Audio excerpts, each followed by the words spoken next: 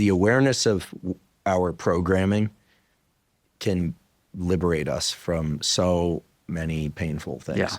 We spent a lot of time on this, which is interesting because I don't usually spend so much time talking about these assumptions and mindsets and beliefs. We spent some time talking about the vocabulary words, which is very important. You got to be self-aware. Anger is not the same as disappointment. Envy is not the same as jealousy. Happiness is not the same as contentment. Anxiety, stress, pressure, and fear, and overwhelmed are all different. And I know people listening might be like, oh my God, you're overwhelming me. But, we have our app that you've seen, the How We Feel app, to give you that vocabulary. And it really does matter. It matters for communication. It matters for getting your needs met. It matters for choosing the strategy. But again, it's not enough.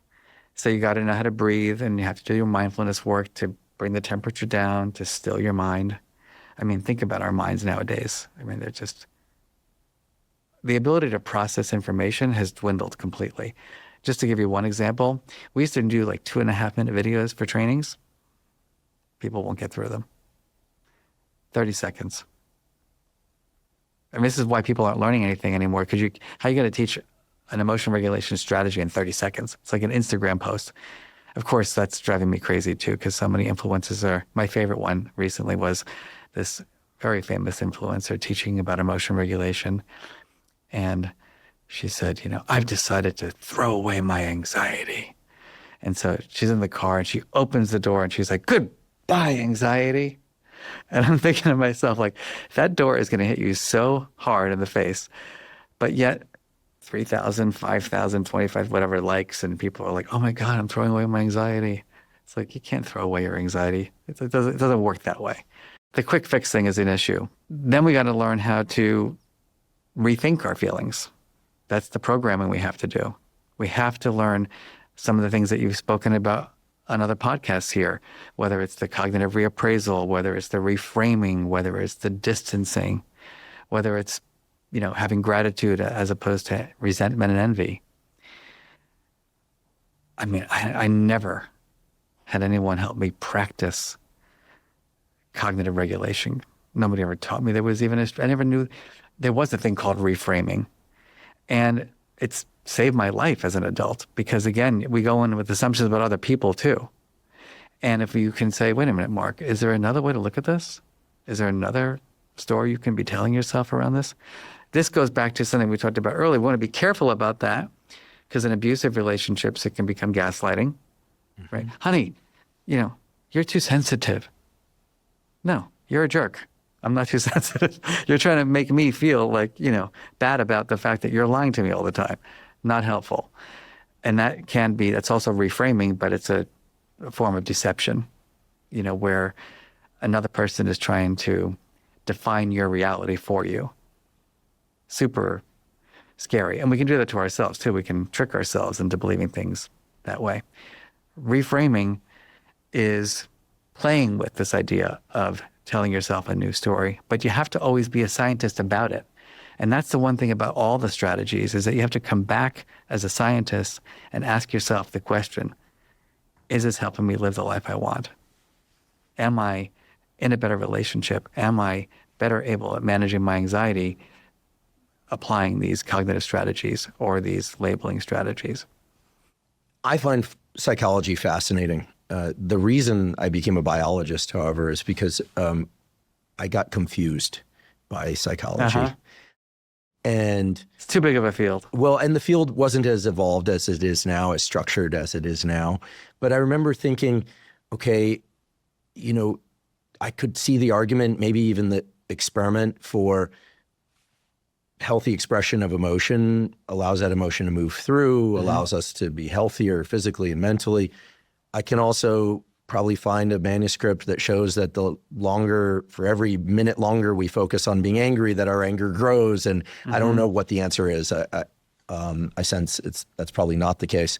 But I just remember being very afraid of the contradictions. Absence makes the heart grow fonder, out of sight, out of mind. I was like, well, which one is it? Exactly. And of course it's both, right? I mean, and that's the complexity of the human mind. So I decided to think about cells and circuits instead. And served me well in my career. Probably in my life, I remain intensely interested in the sorts of issues we're talking about now, including these generational differences. And here's my question. Typically, most work, school, and other environments are hierarchical in the sense that the older people have more seniority and more power. I sense that nowadays there's an understandable concern and interest in young people's emotions and emotional processing. But I also get the sense from my peers that there's this kind of fear of the younger generation, like they're actually in control. I just got through doing 3 2-hour-long trainings because Stanford understandably has you do like harassment training and workplace safety, workplace violence. You have to learn what the rules are.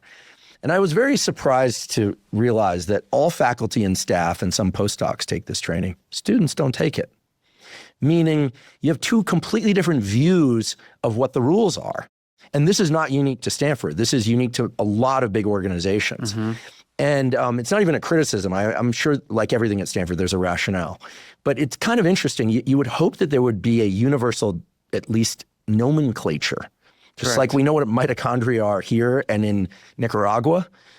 It'd be nice to know that, I agree. Anger and disappointment, while those words are spoken differently in 2 different countries, that there's sort of a basic universal understanding of what emotions are, what they're not, how much comes from our past, how much is about our physiology, and kind of how to work with them. And I'm not saying this is going to solve all the problems in the world, but a lot of the problems that I see out there are misunderstandings about where the line is. That's sissy. No, that's healthy emotional expression. Okay, that's anger. No, that's passion. That person's a narcissist. No, that person just isn't spending a lot of time thinking about their own thoughts. And on and on and on. I'm certain that one of the reasons your work and your colleagues' work is so important is because we need a universal nomenclature. We need an agreement that there's at least a way to understand and navigate this stuff. This is why the work I do in schools, it's not like a teacher comes to a training and does it in their classroom. It doesn't work that way. I learned this the hard way. It's got to be a systemic approach. The leaders, the teachers, the students, and the parents need all the same language to describe the work we do on emotional intelligence. It makes a huge difference. The superintendent can go into the kindergarten room and have that same conversation. We all know what these emotions mean, and we're all thinking like scientists around emotions. I want to just go back, though, because something you said I think is important to address. And I only wish that there was the correct answer to how we should feel and what we should do with our feelings. It just doesn't work that way. A funny story about this. So I'm giving a speech to 1,500 police officers who I don't think were told in advance that some guy from Connecticut was going to be giving a speech for 3.5 hours about feelings. And so I walk into the room. It was like out of a freaking movie. And all of a sudden it's like, and we're welcoming Mark to talk about emotions. And all of a sudden you can see these facial expressions.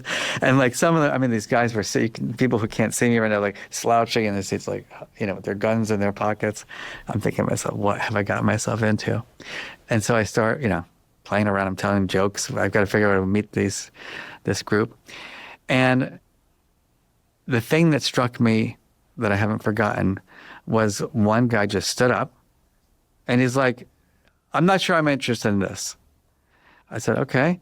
He said, but I do want to know one thing, Doc. What's the only strategy that works? And I said, and of course I'm a psychologist, like, it doesn't work that way. There's many strategies. It's an emotion by person, by context phenomenon. And people are so desperate for the right answer. I think the beauty of it is that it's messy. The beauty of it is that it's a journey. The beauty of it is that it's a process. The beauty of it is that we have to ask ourselves questions over the course of our development. Is how I'm living my life working for me or against me to achieve my goals? And we have to check in with other people, like our partners and our friends and our kids and whoever else and our colleagues. And I hate to say that, but the people who, are dying for the correct strategy, there is no correct strategy.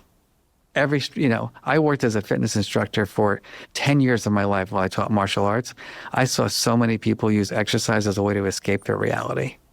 They just were on the treadmill for 10 hours a day with an eating disorder who were just thinking, this is, my healthy strategy, and they were ruining their lives. The same thing with food, the same thing with, you can trick yourself into believing things. The goal of this work is to help people pause, consider ideas, and then you have to go back and say, how is my life? How are my relationships? How's my work going? Etc. And that's where the real beauty comes out of the learning. I'm using checking back into my developmental biases as a way to ask questions that I hope are relevant to everyone, and now especially. And one of the things that I've observed is that there seems to be a broadening of the contexts in which broader ranges of emotions are allowed. Online is a really good example of all of it, right? And I think that the judgments about, well, this person is losing their cool, and someone say, well, so-and-so stepped in front of his motorcycle, for instance. I mean, these are the debates that reflect all these developmental biases. And in some cases, there's a legal line. And those legal channels, by the way, are very interesting. There's a great channel. It's a little too Hollywood because the guy worked in Hollywood, but he's a lawyer, and it's called The Legal Beef. I don't know him, but he does these everyday cases of someone says it's illegal to film here, you can't touch my camera, or and he goes, well, that's The Legal Beef tells you, and he gives you exactly what the law says.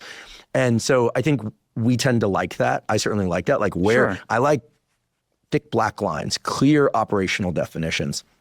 But it is true that, for instance, growing up, I wasn't of the mind that it's not okay to cry. But it was definitely certain places, certain times. Yeah.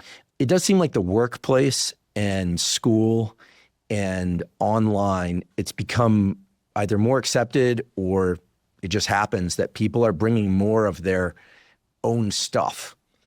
And I think one thing I worry about, I'm showing my age here, but the one thing that I worry about as people think about their emotions without having really good strategies to work with them is that they lose the ability to be effective. I agree. Because time is running.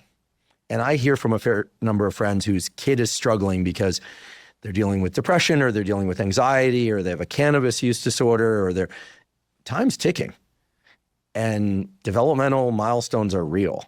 And so the question I have is, how should people think about evolving their own ability to work with their emotions? Because you said it's a process, it's a dance, it takes time, with the need to really show up and get things done in life.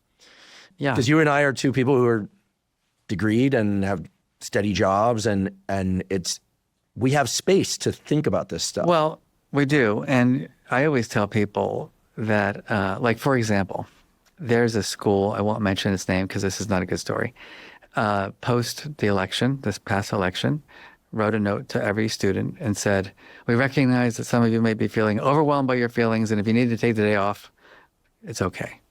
I almost had a conniption about that.